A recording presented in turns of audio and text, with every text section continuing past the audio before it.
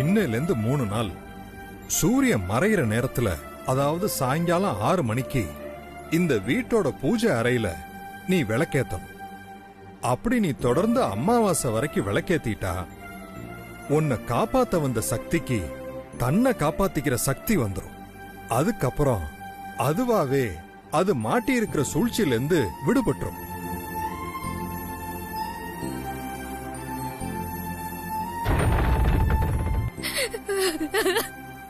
என்ன ஸ்ரீஜா, வந்த பிச்சைக்கார சோத்த தின்னுட்டு போயிடுவான்னு பார்த்தா இவன் போற போக்குல நமக்கு சூனிய வச்சுட்டு போயிடுவான் போல இருக்கே இவன். மா, இதுக்கு மேல இந்த சாமியார பேச விட்டா நமக்கு தான் ஆபத்து. உடனே இந்த ஆளை வீட்டு விட்டு வெளியே அனுப்பு. சாமி, சக்தின்னு சொல்றீங்க, ஆபத்துன்னு சொல்றீங்க. நீங்க சொல்றது எதுவுமே எனக்கு புரியல. அபி, கொஞ்சம் நிறுத்தியா?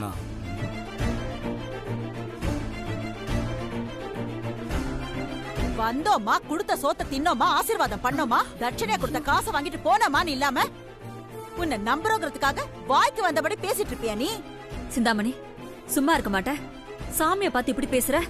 ஐயோ அண்ணி, இவ சாமியாரே இல்ல, சரியான ஃப்ராடு. நம்மள ஏமாத்தி காசை புடுங்கறதுக்காக வாய்க்கு வந்ததெல்லாம் உளறிட்டு இருக்கான். அத்த, இப்ப எதுக்கு டென்ஷன் ஆவறீங்க? நீங்க கோவப்பட்டு பேசுற அளவுக்கு இப்ப ஒண்ணும் நடக்கலையே. என்ன நடக்கல?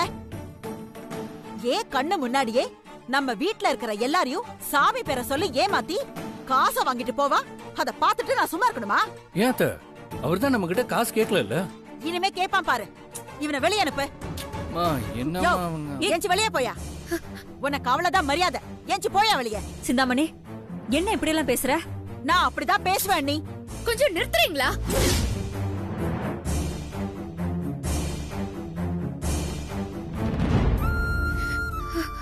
சாமி, உங்களுக்கு பசி யாத்திரைன்னு வீட்டுக்கு கூட்டிட்டு வந்து இப்படி ஒரு அவமானம் நடக்கிறதுக்கு நானே காரணம் ஆயிட்டேன்.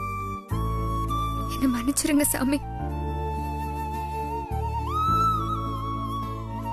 இவங்க உங்களை பத்தி தப்பா பேசுறத என்னால கேட்டுட்டு இருக்க முடியல. நாம பேசினது ஒர்க் அவுட் ஆகுது.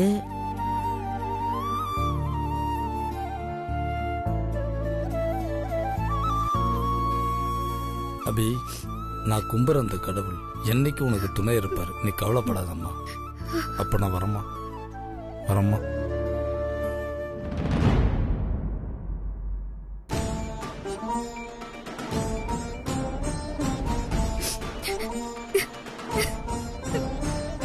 சிந்தாமணி, வீட்டுக்கு வந்த சன்னியாசி கிட்ட இப்படிதான் பேசுவியா?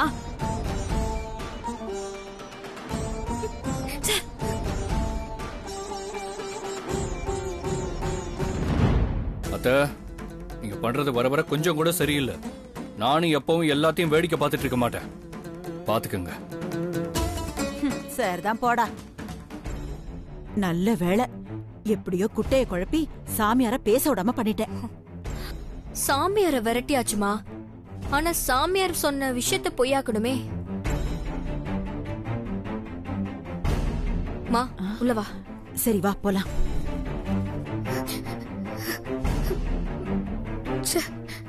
நம்ம கிட்ட ஏதோ சொல்ல வந்தாரு, ஆனா அவரை போய் இப்படி இன்சல்ட் பண்ணி அமிச்சிட்டாங்களே. சாமி என்ன சொல்ல வந்தாரோ தெரியல.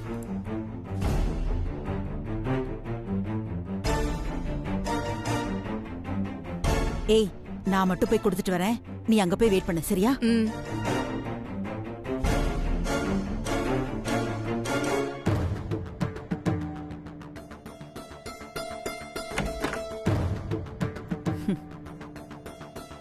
நீ இங்கதான் இருக்கியா?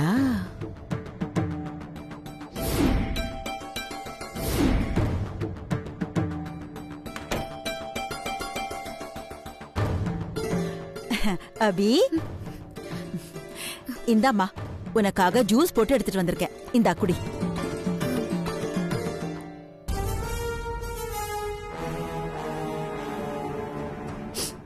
எனக்கு வேண்டாம் சித்தி. ஐயோ, அப்படியெல்லாம் சொல்லாத அபி. உனக்காக முதல் தடவையா ஆசையா ஜூஸ் போட்டு கொண்டு வந்திருக்கேன். எனக்காக ஒரு வாய் குடியேன்.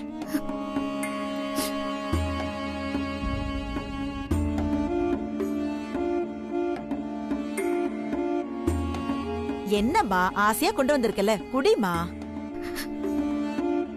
எனக்கு மனசு சரியில்லை. நான் அப்புறமா குடிச்சுக்கிறேன். நீங்க வச்சுட்டு போங்க.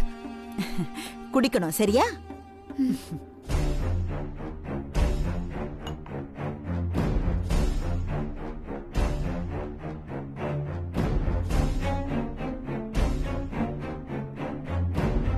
கண்டிப்பா குடிச்சிடணும் அப்புறம் சரியா?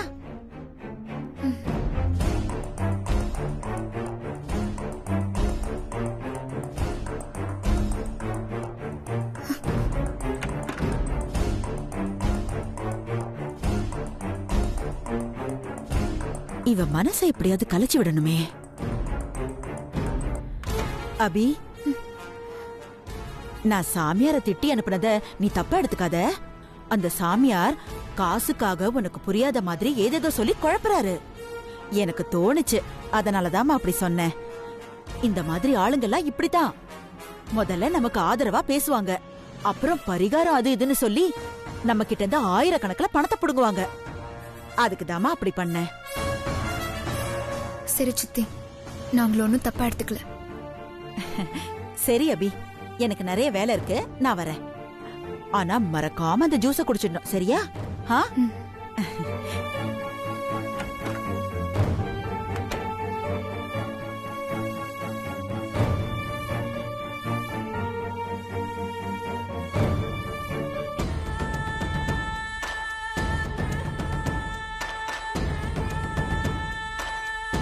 என்னம்மா, சாமியார் சொன்னது அப்படியே நம்பிட்டாளா?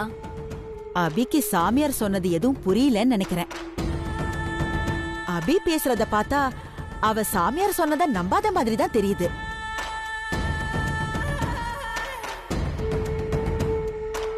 இருந்தாலும் இது இப்படி விடக்கூடாதுமா. எதுவா இருந்தாலும் நம்ம ஒரு தடவை சாமியாரை போய் பார்த்துட்டு வந்துடலாம். சரி சரி, வா போலாம்.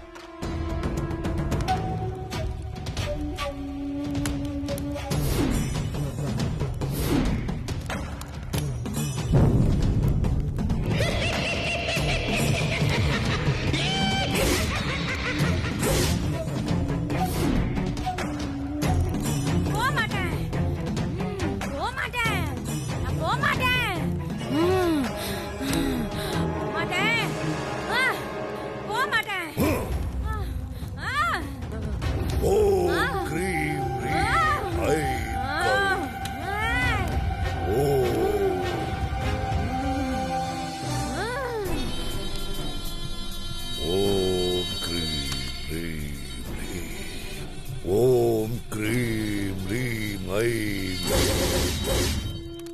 ஓம் க்ரீம் ரீம் காளி. ஓம் க்ரீம் ரீம் ஐம் காளி. சுவாமி, உட்காருங்க.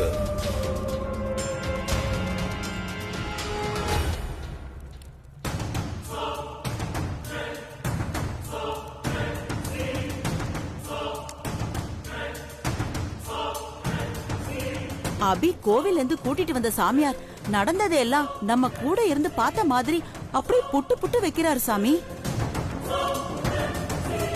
அபிகிட்ட அந்த சாமியார் உன்னை காப்பாத்த வந்த அந்த ஆத்மா இப்ப தன்னை காப்பாத்திக்க முடியாம தவிக்குது. அந்த ஆத்மாவோட தவிப்போட அறிகுறிதான் நீ நீர்ல மூழ்கி உயிருக்கு போராடுற மாதிரி கனவு வந்ததுக்கான காரணம்னு சொன்னாரு. அந்த ஆத்மாவை உன்னாலதான் காப்பாத்த முடியும். நீ இன்னையில இருந்து 3 நாள் இந்த வீட்ல சூரியன் உதிக்கிற நேரத்துல கன்னி மூலையில விளக்கேத்துனா அந்த ஆத்மா அதுக்கு வரப்போற ஆபத்துல இருந்து தப்பிச்சிரும்னு சொன்னாரு சாமி. அத கேட்டதும் எங்களுக்கு என்ன பண்றதுன்னு புரியல சாமி. அப்புறம் அந்த சாமியார் கிட்ட அது இதுன்னு சொல்லி சமாளிச்சு அமிச்சிட்டோம். அபிகிட்ட போய் வந்துட்டு போனது ஒரு போலி சாமியார் காசுக்காக இல்லாத விஷயத்த சொல்லி நம்மள குழப்பறான்னு சொன்னோம். நீங்க சொன்னத அபி நம்பிட்டான்னு உங்களுக்கு தெரியுமா? நான் சொன்னத அபி நம்பிட்டா சாமி, எனக்கு கன்ஃபார்மா தெரியும். அபி விளக்கேத்த ட்ரை பண்ண மாட்டா. கோவில்ல இருந்து எங்க வீட்டுக்கு வந்த சாமியார் சொன்னதெல்லாம் உண்மையா சாமி? அபி 3 நாள் தொடர்ந்து விளக்கேத்துனா சொம்புக்குள்ள இருக்க அனு வெளியே திரும்பி வந்துருவாள சாமி? அந்த சாமியார் சொன்னது அனைத்தும் சத்தியம். ரெட்ட பிறவிகள்ல ஒருத்தர் இறந்துட்டாலும் அவங்க ஆன்மா பந்தம் இறக்காது. அது என்னைக்குமே நிலைச்சு நிக்கும். சாமியார் சொன்னபடி அபி தீபம் ஏத்துனா அணு ஆத்மாவுக்கு என் கட்ட உடைக்கிற சக்தி வந்துடும். என் கட்டாவ உடைச்சிட்டா அவ மகா சக்தியா மாறிடுவா. அப்படி அவ மாறிட்டா அதுக்கப்புறம் அணு ஆத்மாவை கட்டுப்படுத்த என்னால மட்டும் இல்ல, நான் ஆராதிக்கிற அந்த காளியால கூட முடியாது. அதுக்கப்புறம் உங்க உயிர் உங்களுக்கு இல்ல.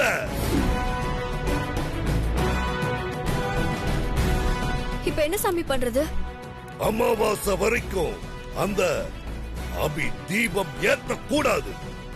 அதுதான் இதுக்கு ஒரே பரிகாரம். அதனால அபிய தீபம் ஏத்த விடாம நீங்க பாத்துக்கங்க. அபிதான் அந்த சாமியார் சொன்னதை நம்பல இல்ல சாமி.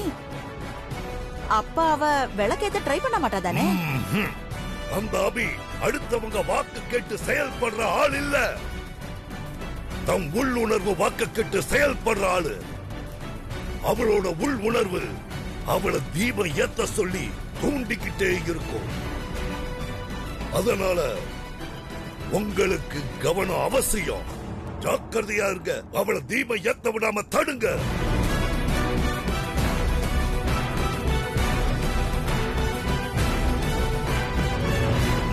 வரும் சாமி. ஓம் க்ரீம் லீம் காளி. ஓம் ஸ்ரீம் ரீம் காளி. ஓம் க்ரீம்.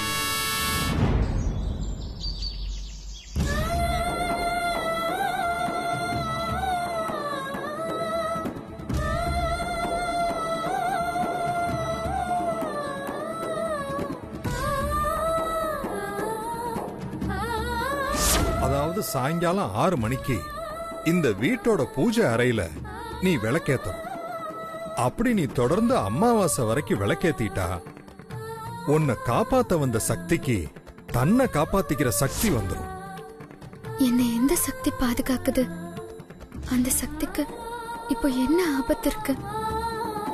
ஐயோ, ஒண்ணுமே புரியலையே.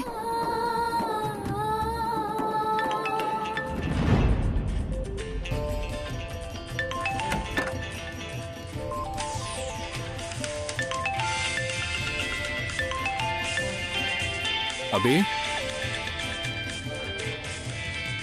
என்ன இவ போன் அடிக்கிறது கூட தெரியாம எதையோ யோசிச்சுட்டு இருக்கா?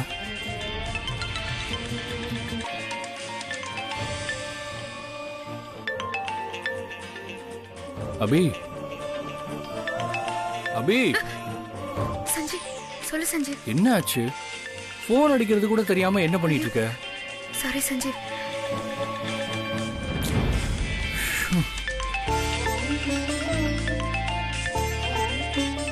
அம்மா கால் பண்றாங்க. சொல்லுமா. அபி, எப்படி இருக்க? நல்லா இருக்கேம்மா. சரிம்மா. மாப்பிள்ள சம்மந்திலாம் நல்லா இருக்காங்களாம்மா? எல்லாரும் நல்லா இருக்காங்கம்மா. அம்மா, சொல்லுமா. காலையில நான் ஒரு சாமியாரை பார்த்தேன். அவரு என்ன சொன்னாருன்னா, என்ன காப்பாத்துங்க, நான் தண்ணில மூழ்கிட்டு இருக்கேன், என்ன காப்பாத்துங்க. உன்னை பாதுகாத்த சக்தி இப்ப தன்னை பாதுகாத்துக்க முடியாம தவிக்குது. அப்படி நீ தொடர்ந்து அமாவாசை வரைக்கும் விளக்கேத்திட்டா உன்னை காப்பாத்த வந்த சக்திக்கு தன்னை காப்பாத்திக்கிற சக்தி வந்து. அந்த சாமியார் ஒரு சக்தி ஒன்னு பாதுகாத்துட்டு இருந்துச்சு. அந்த சக்தி இப்போ ஆபத்துல இருக்கு. அதோட வெளிப்பாடுதான் உனக்கு நைட்டு வந்த கனவு. நீ அந்த சக்தியை காப்பாத்தணும்னா இன்னையில இருந்து 3 நாள் சாயந்தரம் 6 மணிக்குள்ள நீ கன்னி மூலையில விளக்கேத்து. அப்படி நீ விளக்கேத்துனா அந்த சக்திக்கு தன்னை காப்பாத்திக்கிற சக்தி வந்துரும்னு சொன்னாருமா. ஆனா அந்த சாமியார் எதை பத்தி சொல்லிட்டு போனாருன்னு எனக்கு ஒண்ணுமே புரியலம்மா. அதான் கொஞ்சம் குழப்பமா இருக்கு. அந்த சக்தி அனுதா அபி.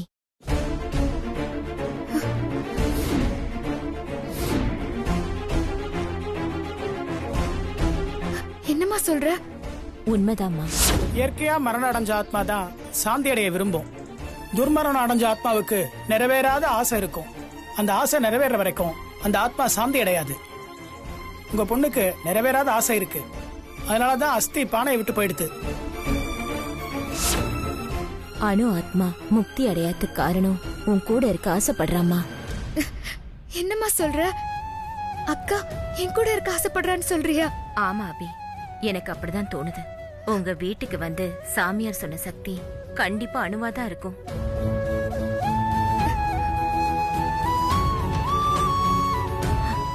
ஆன்மாவா இருக்கிற அணுக்கு இப்ப என்ன ஆபத்து இருக்குன்னு எனக்கு தெரியல. சாமியார் சொன்ன மாதிரி நீ 3 நாள் பூஜை அறையில விளக்கேத்துனா அதனால அணுக்கு நல்லது நடக்கும்னா நீ விளக்கேத்துறதுல ஒரு குழப்பமும் வேணாம் அபி. நல்லபடியா விளக்கேத்துமா. சரிம்மா, நான் கண்டிப்பா விளக்கேத்துறேன். சரிம்மா.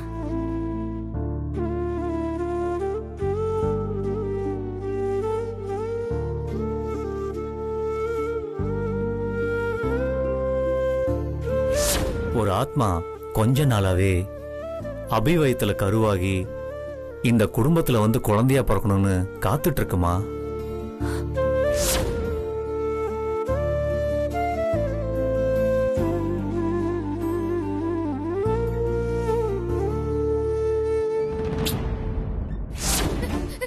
என்ன காப்பாத்துங்க, நான் தண்ணில மூழ்கிட்டு இருக்கேன். என்ன காப்பாத்துங்க. அபி, அபி, ஏன் இப்படி அன்ஸ்டேபிளா இருக்கா? அவளுக்கு என்னதான் ப்ராப்ளம்?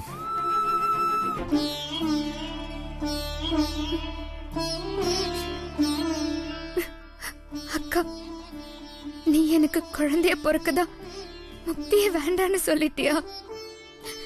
இவ்ளோ நாளா நீ என் பக்கத்துல தான் இருந்தியாக்கா. நீ என் கூட இருந்தது கூட எனக்கு தெரியல பாரு. நான் ஒரு முட்டாள். அக்கா, உனக்கு என்னக்கா பிரச்சனை? என்கிட்ட சொல்லுக்கா. சொல்லுக்கா, சொல்ல மாட்டியா?